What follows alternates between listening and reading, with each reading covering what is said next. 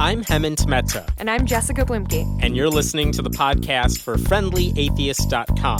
You can now listen to all of our episodes and see show notes at FriendlyAtheistPodcast.com. Dr. Ryan T. Cragun is an Associate Professor of Sociology at the University of Tampa and the author of books including What You Don't Know About Religion But Should.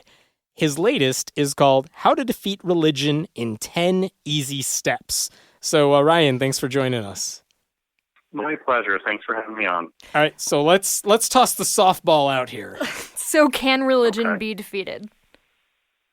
Well, that's a great question, and I think as a social scientist, right, the way that I approach this with the book is many social scientists who study religion, they're looking at what you can do to strengthen religion, and my thought was, what if we take some of their findings and just kind of flip them on their head? And that's why I kind of was interested in writing this book, is a lot of the stuff that you find that can maybe help strengthen religions, if you invert it, you can actually also weaken religion. So in thinking about it that way, I was like, you know what? I've got 10 things that people could do, literally people, but also local organizations and national groups, that if they just kind of put their mind to it and focused in on this, they might be effective at weakening religion. So, and of course, those are the steps in the book. Give us one example of something we could do. Sure. A very specific example, and it's a little bit counterintuitive, so maybe some of your listeners will think, oh, I don't know that I like this, but is to syncretize things that religions control. So one of the examples I give in the book is religious holidays. Yeah. Right now, I think you get a lot of non-religious people, atheists, secularists, humanists, who are wary about celebrating something like Christmas because they think it's a very religious holiday and the Christians love this. And, of course, there's the whole mythical war on Christmas, right? Right. But, of course, most atheists, secularists, etc., know that a lot of Christmas ideas were stolen from pagans in the first place, and that basically those pagan ideas were syncretized or incorporated into different forms of Christianity. So my thinking is, rather than fight that idea, we steal a page out of their playbook, and we just continue the process of syncretizing those ideas. So wouldn't it be wonderful, right? And not everybody's going to agree with me, but wonderful if Christmas eventually became a completely secular holiday, and we actually rewrote the words to the songs to take out all the references to Christianity. So we get to keep the awesome music that most of us grew up with. We get to keep pop stars singing those songs. But the words celebrate life for everybody instead of for a very specific subgroup of people. Very simple step, would take some time to adopt, but it's something that we could all do to just weaken the influence of religion in society. So Mariah Carey stays, but Yes. the baby Jesus goes. Now this is That's the sort of thing that like gives Bill O'Reilly nightmares. Like this is what he's talking about, right? Yes, that's perfect. That's Not that I'm exactly opposed to what we that, want. right? Yeah.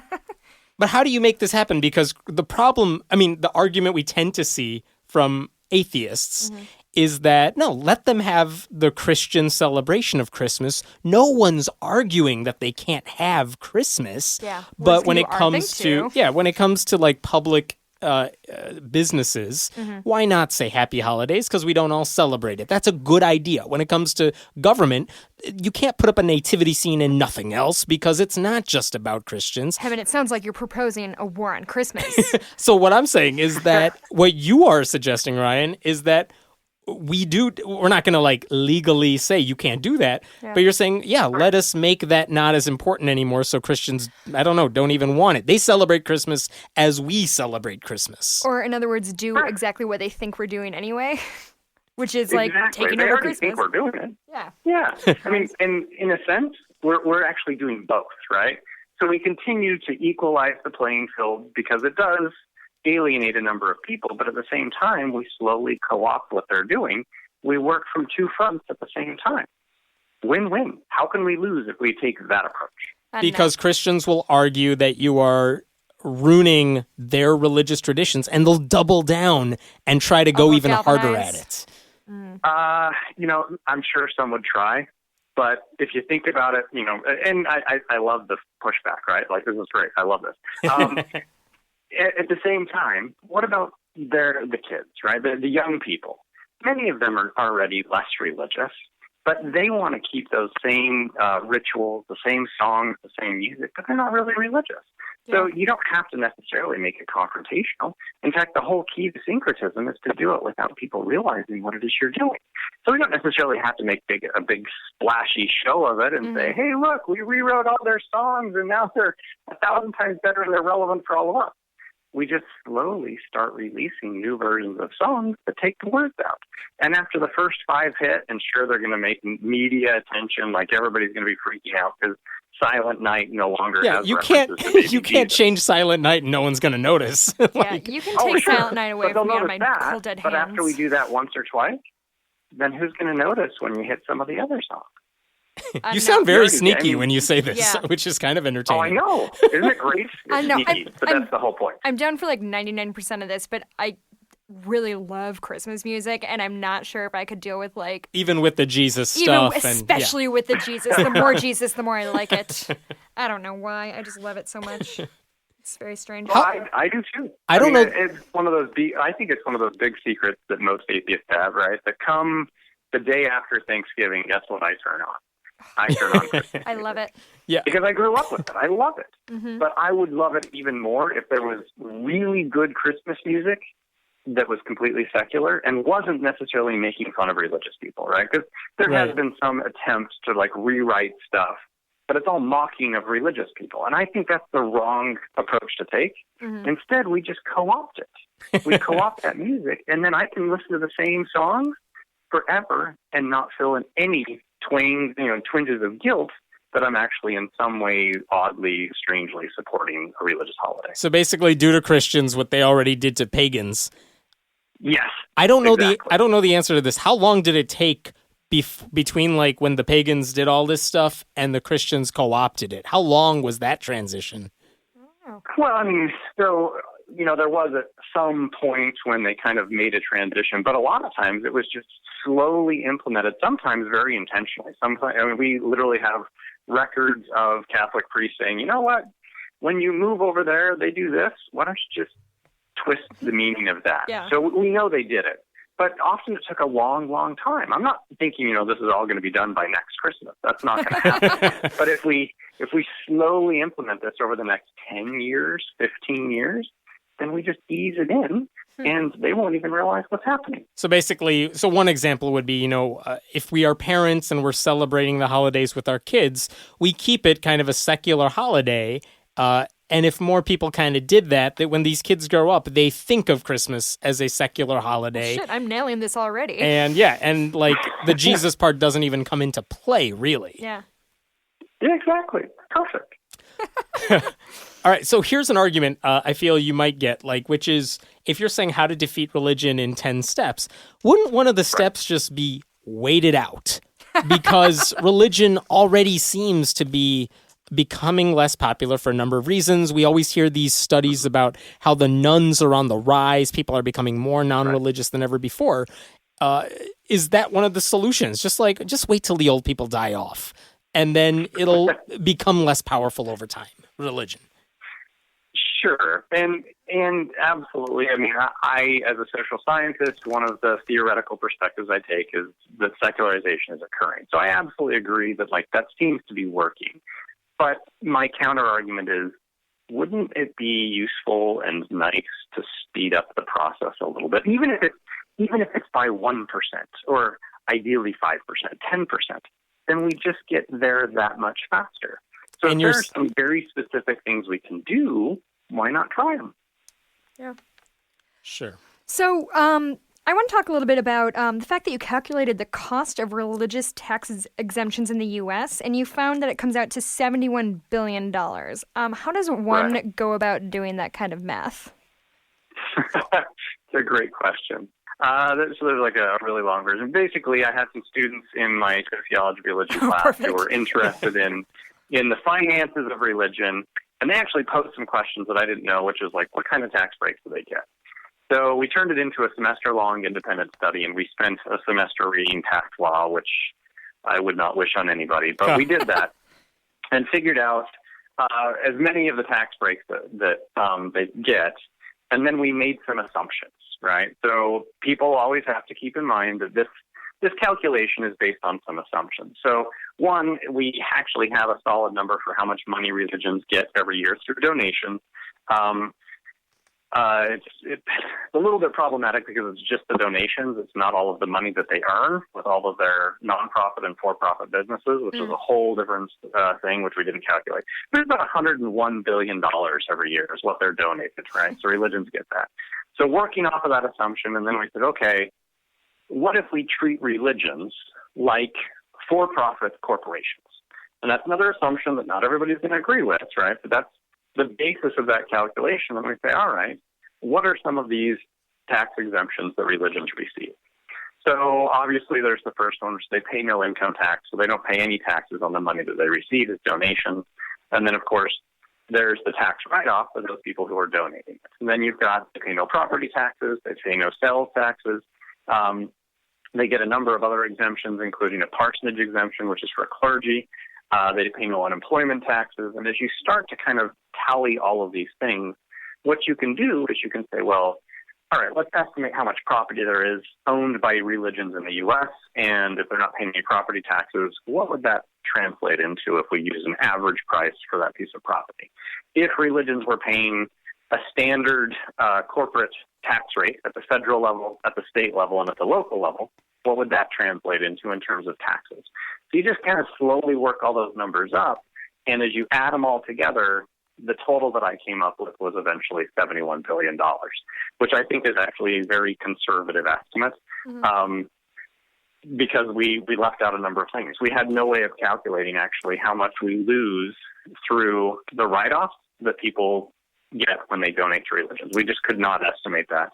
We didn't know how much religions were saving in sales tax. We didn't know how much they were saving in unemployment taxes. So we actually didn't know a number of things, but we still came up with that estimate. So $71 billion is lowballing it. It's probably higher. Oh, yeah, absolutely. Yeah, and in fact, I found out, it was like a month after that article came out in Free Inquiry, which is where we published that article, I found out that the Catholic Church in the U.S. alone, it was in The Economist, they estimated that they were spending, the Catholic Church alone, were spending close to $150 billion a year. Which, if you think about that, I was saying all religions in the U.S. only get $101 billion. So how could it possibly be the case that the Catholic Church is spending $150 billion? Mm-hmm. Clearly, they've got a lot more revenue than we even know about. It's like they have a secret vault or something. Yeah. Well, yeah, they have a lot of for-profit businesses and non-profit businesses which don't get donations.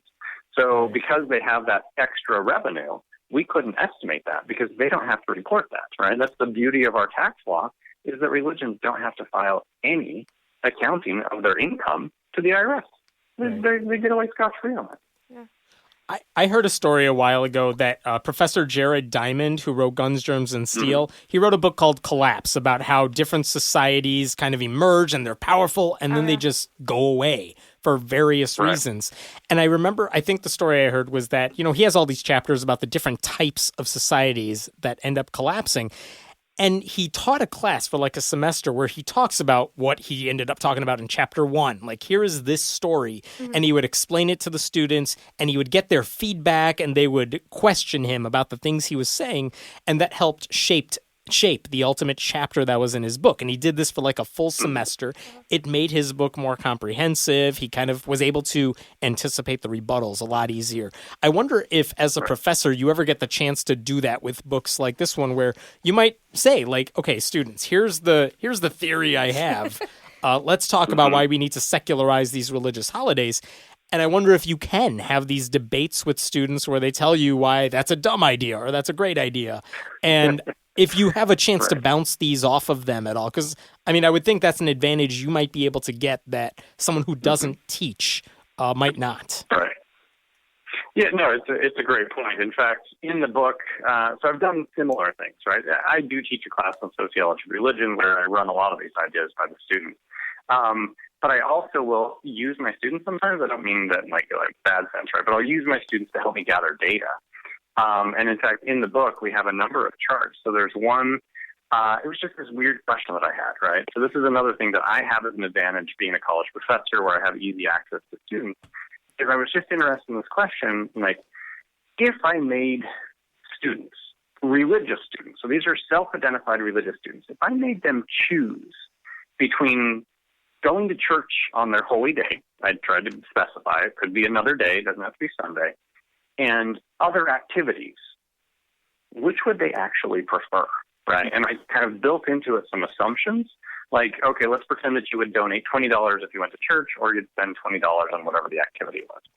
And then I gave them a bunch of forced choices, right? So it's like you could either go to church or you could go to a bar. You can go to church or you can play video games. You can go to church or you can go to the beach. I live in Florida, so you can go to the beach. So I gave them all these choices. The amazing thing is, my students, I gave them like 15 different choices. They opted to do anything but go to church, with the exception of watch TV, right? So they would rather go to church than watch TV. That was one of them. There was like two others. But on everything else, they'd rather go to a bar. They'd rather go to almost anything than go to church, which tells me, right, that we're missing an opportunity, we being collectively corporate America who wants to make money, right? Mm-hmm. We're missing an opportunity if we're not offering other alternatives for our students. So that's one example where I have that access of, like, I can very quickly say, I've got this weird idea. I'm just going to run it by my students and see what I get. And it turns out I have pretty good data suggesting that religious college students would rather do almost anything than go to church. Anything active, it seems. Because, like, church is kind of like a TV show anyway. You're just passively watching it. Terrible TV show. It's a terrible TV show. Exactly. Depending on where Get you go. Netflix, guys. They'd rather spend time with their pet than go to church. Aww. Which I think is great. That's adorable. So, so your previous book was "What You Don't Know About Religion But Should." Who was your audience for that book? Are you looking to reach out to atheists like Hammett and me, like, hey, you didn't know this about that, or are you looking for like religious people, but like, hey, your church is costing this country billions of dollars. What you doing, buddy? Both, really, right? So in a sense, there very much are two audiences. As far as like the non-religious atheists, freethinkers, etc., one of the things I was trying to do there, I often will hear different freethinkers, etc., say things that I'm like, that's absolutely true, but wouldn't it be nice if you had data to back that up? Mm. And I'm a numbers guy. I like statistics. I like, data analysis, that kind of stuff. So that book, What You Don't Know About Religion But Should, is chock full of data. It's all about the statistics. So the next time you are in some discussion, ideally not a debate, right, but a discussion with somebody, and you want to actually clearly illustrate, like, hey, you know what? Non-religious people are actually more egalitarian when it comes to gender attitudes or sexual orientation or race, right? Mm-hmm. I give you the data in the book to back that up. When you want to, when you're in a discussion and you're like, non-religious people are actually better educated and smarter. Yep, I have the data in the book to back that up. So that's one of them where I was like, people say these things, and wouldn't it be nice to be able to be like, here's my source. And if you don't believe it, he's given references and he's told you where the data are. You can go and actually verify it. So that was one audience where it was like, here, you've got more power to your arguments if you've got the data to back it up. The other, the odds of me actually reaching religious fundamentalists who kind of are a target of the book, that's not going to happen. I know that. But I'm really hoping that, like, liberally religious people who aren't religious fundamentalists, and maybe even some moderates would pick up that book and go, that's, like, he's got some good points here. That, I don't have to give up my religion, but being non-religious doesn't make you a bad person. Because I show that pretty compellingly in the book. There's no difference in happiness rates between religious and non-religious people. There's no difference in health. Being religious isn't going to make you healthier or happier. Non-religious people are just as healthy as happy. So why do you kind of continue to insist that you need to be religious? There's no necessarily benefit to being religious, and the data back that up. Those are kind of the two audiences. Let me put the shoe on the other foot for a second. You're giving all these ways for people to defeat religion. If you are the Christian church right now, certain things seem kind of out of your control right now. The changing demographics in support of LGBT rights, things like that. How do you stop the onslaught of, changing culture and all these demographic shifts? Is there anything you can do to kind of prevent it? Yes, and it's super scary because to what extent they're actually doing it, we don't really know. If I were on that side, yeah. Who listens to your podcast? Only fundamentalist Christians. So you're giving them ammo here. And my dad. Yes. Yeah. So here's what I would do, and I don't think that I honestly think some of them may be thinking about this. We try and destroy the middle class. And I know that sounds like completely tangential and unrelated. We, the church, try to destroy the middle class? Yes. Okay. The church tries to destroy the middle class. Here's why. Yeah. When people have a sense of existential security, that's the term that was used by Norris and Engelhard in their book on this topic. When they don't have that sense of security in their lives, when they don't know that they're going to get food, that they don't have guaranteed housing, they don't have a guaranteed retirement, they don't have Medicare, they don't have Medicaid, they don't have Social Security. When they don't have that sense of security, they turn to religion for it. Huh. And they found that pretty compellingly internationally, right? If you look at international data, the countries that have the lowest levels of religiosity are also the countries that have the highest level of social safety nets, that people actually feel secure in their everyday, ordinary lives.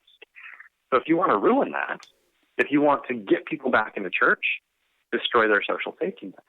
And there is an ongoing effort by conservatives, I'm trying to remain party neutral here, but by conservatives to actually weaken the social safety net.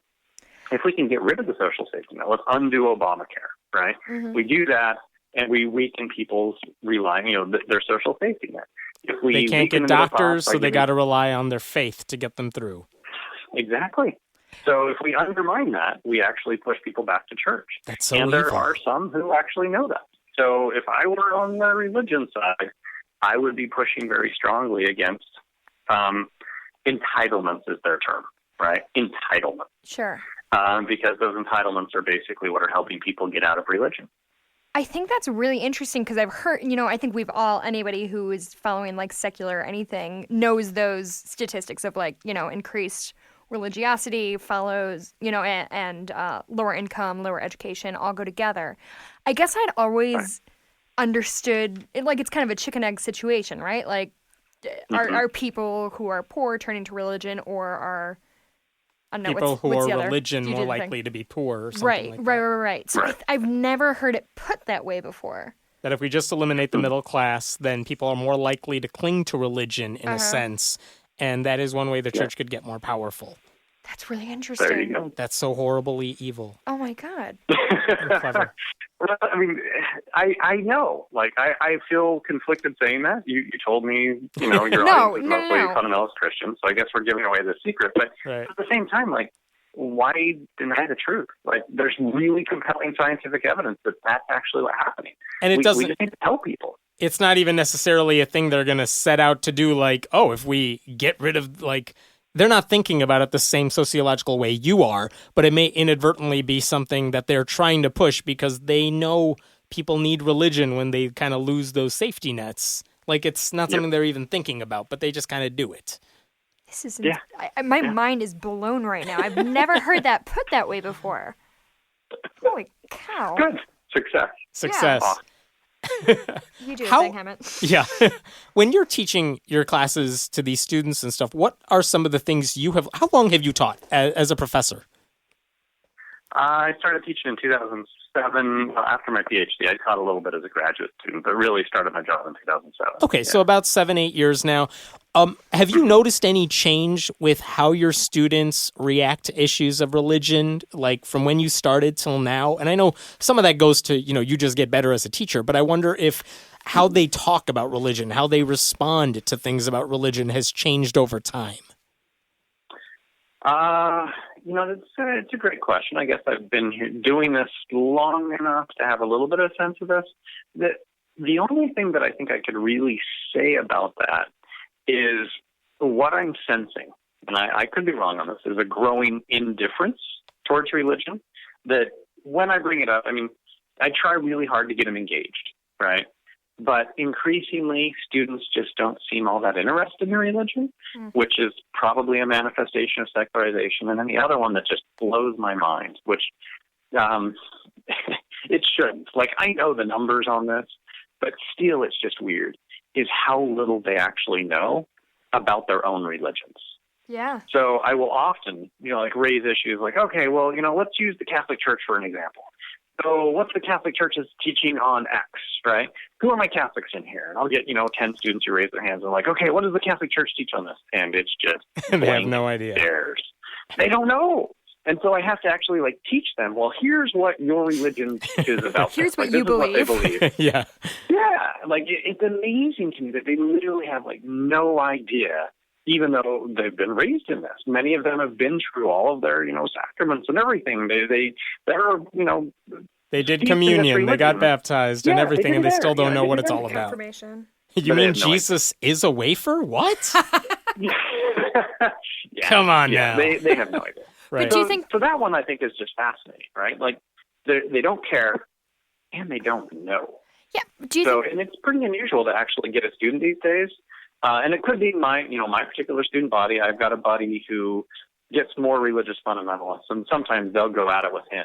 Mm-hmm. But it's pretty rare that a student will be like, hey, I've got a different perspective on that, because usually they have no clue.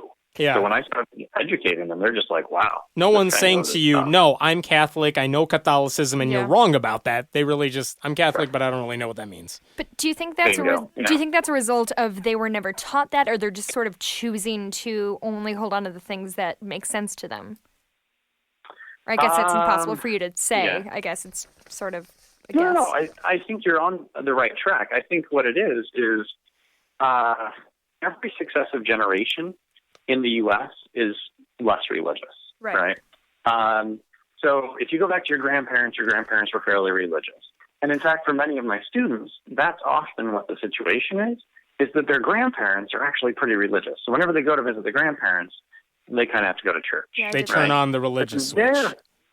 But their parents were like, when mom and dad are around, we'll go to church. And we'll send you to Sunday school, right? We'll send you for communion or whatever. But honestly, we don't really care that much either. Right. So it's not so much that they were steeped in this by their parents. It's their parents were moderately religious. Yeah. But when you've got moderately religious parents, what are the kids going to be? I did some stuff for them. But honestly, I didn't care. I mean, I was more interested in whatever. I was baptized. My brother and I were both baptized. Literally, my dad has told me, you're baptized so your grandmother would leave me the hell alone. That is why I was baptized. And so I guess I'm Catholic, question mark? And I think that's really common these days, is that if we go back just one generation, right, to our parents, they're just not that interested, right? Yeah. They're doing it. Some clearly are. I mean, don't get me wrong. Obviously, there's still a lot of religious people, but the level of interest has declined pretty dramatically. And then we look at the kids and they're really not interested. Well, is it a pendulum swing or is it linear? If you go back to, say, Hemit's and my grandparents, maybe they were more religious because we're about the same age. But what about their parents and their parents? Were they super religious or were they not that religious? They're liberal and it kind of swung. Pendulum style. So this is a great question. It's actually one that has been debated and continues to be debated to some degree among sociologists of religion. So basically going back to the 1990s through about the last 5 years, there was a big debate as to whether religion is cyclical. So you basically get these periods of high levels of religiosity, and then they decline a little bit, and then they cycle back up. Yeah. Or whether religiosity is actually linear, and so the decline is linear over time. Mm-hmm. And I don't mean necessarily linear as it's perfectly straight. It can hit bumps, it can hit slight reversals, but the general trend is toward decline. Yeah. The current evidence, in my opinion, and there are certainly sociologists who would disagree with me, though I think they're now a minority in the field, and they're losing this battle because the evidence is just not siding with them, is that it is more linear. We don't see it really cycle. With that said, you want a little kind of historical tidbit of information that's kind of weird but requires a little explaining? Bring it. Love tidbits. So if we go back to the early days of the United States, Okay, and again, I'm trying to be sensitive here. Obviously, there were people here before the Europeans, but Sure. early days of the United States, fewer people were members of religions than was the case, say, in the 1950s. What we actually saw, and there's a book called The Churching of America, right? But what we actually saw is a lot of people actually weren't affiliated with religions or didn't belong to a specific congregation. And part of that was a lot of people lived in the frontier. So basically, you'd have people go out into the frontier, right, so that are moving west. As they would, set up frontier towns, religions weren't always right there. So basically, you have lots of people who are quote-unquote unchurched. I hate that term, but that's the term they use. They were unchurched, and it took a while for the churches to basically catch up to the settlements headed west. Oh. So what you actually see, and this is why I said it's nuanced, and it's kind of a fun little historical tidbit, is as we move west, more and more people actually end up joining churches. So we get the Churching of America from about 1776 to the 1950s. Religious affiliation is on the rise. Since the 1950s, it's been going down. But here's the tricky part, right? So some people have tried to argue, see, that means that it's not secularization, it's not declining, it's actually on the rise, it can cycle through. No, you got to factor in something else. So religiosity is more than just religious affiliation. It's your beliefs. It's your behaviors. It's what you're doing that is related to the supernatural. So if we go back to the early U.S., right, 1700s, 1800s, the stuff they were doing would blow our minds, right? I'll just use one example, and I hope I'm not taking too much time. I think this is just really interesting stuff. No, you're fine. Joseph Smith, so I've got my background in Mormonism, right? But Joseph Smith, he was born in 1805, so he's born during this time period. He used to practice magic, right? Magic? He would do treasure seeking. He did all sorts of fascinating things. He believed in folk magic because it was pervasive. Even though not everybody belonged to a church, they believed very heavily in supernatural influence in the world. So, there was the Churching of America as people joined Christian churches, but it doesn't mean that nobody believed in all sorts of supernatural things like folk magic and God and read the Bible and other things. They just didn't have churches that they could go to. Those supernatural beliefs have declined over time as well. So really, it is linear. It is declining, even if you see some counter trends that seem a little bit to call that into question. Most of the evidence seems to suggest no, we're headed in a downward trajectory. Religion is on a decline. Does that make sense? Sorry, that was long, but I think it's really fast. No, that's fine. Hopefully I feel like the question everybody has in their minds is, are Hemmets and my grandchildren going to be like Baptists? Is really, I think, what everybody wants to know. Well, if we see a cataclysmic, apocalyptic disaster, and there is no social safety net, I would not make any bets in that situation. Shit. Okay? I won't. This is an issue that I feel... I was just going to say, if that doesn't happen and we continue down our development trajectory, your kids are 99% likely to be atheists. Woo! Hey. Good job, There you Emmett. go. We're nailing You're this. welcome, future me. There you go. This is a question I feel might be a sociological issue as we go down, like a generation or two down the line. With the secularization of America, I guess, you are seeing more people having children, but the parents are not religious anymore. They were never really religious to begin with. And now we start having more second, third generation atheists who are being raised without religion. Right. And I don't know if you've been teaching long enough to notice this or what, but I wonder what's going to happen with those kids. Are they going to be raised like some of the students you're mentioning who just have no knowledge really of what these religious beliefs are? I see. Or are they just going to be like, or are they going to have knowledge of, this is what these people believe, this is what these people believe, I don't believe any of it. But you're what are they going to be? You're socially aware but they're enough to socially get what's aware going of on. it. Yeah. What's going to happen with these kids who are being raised outside of religious homes? Right. I think it's a great question. So there are a couple of ways to think about it. Again, this is me being a little bit nuanced. But right now, in the U.S., because we do remain a fairly religious and pro-religious country, right, that it's normative to be religious, I think a lot of those kids born now and probably in the next 15 to 20 years are still going to have to be fairly knowledgeable about religion because they're going to have to defend their secularism, if that makes sense. And you have to know what you're kind of fighting against. Yes, they're going to have to know because people are going to challenge them. I think that's on the decline, right? Increasingly, it's okay, particularly if you identify as just non-religious, like, I don't go to church. People are increasingly like, whatever, fine. Right. If you identify as an atheist, then they're going to go after you, right? Atheists are still highly distrusted and considered immoral, and there are all sorts of issues there. But increasingly, non-religion is like, fine, that's fine. So I don't think people are going to have to, 15, 20 years down the road, they're probably not going to have to know much about it. They're not going to have to defend it to anybody. It's basically just going to be widely accepted, unless you're in maybe really rural parts of Alabama or something. I mean, I would argue right now that's kind of the case. Yeah. Depending on where you live. Anyway. If we can look to Western Europe as an illustration of where we might be in 15, 20 years, many of the people in Western Europe, now that most of the country is non-religious, right? Like most of the society is basically just they're not religious. Care. Yeah. Mm-hmm. They don't care. What you get is religious indifference. So it's not like firebrand David Silverman atheism where they just hate religion. They just don't care. Religion is so irrelevant in their lives. It doesn't matter. Phil Zuckerman's work, basically in Denmark, he looked at this. He had a hard time even getting them to talk about religion. Right. And often when you would ask them, the first question, it's like, so, what do you think about religion? They'd say, I'm not interested in that topic. I don't. Like, I don't want to talk about it. Oh, my God, yeah. And that's what it is. Like, they're just indifferent. And we get these comments all irrelevant. the time on the podcast, on the blog, too, where people are like, man, the people from Europe will comment and say things like, I can't believe you got to deal with all this shit. This sucks, guys. like I can't believe you got to put up with all this because I don't have to put up with it ever where I'm from. Yeah.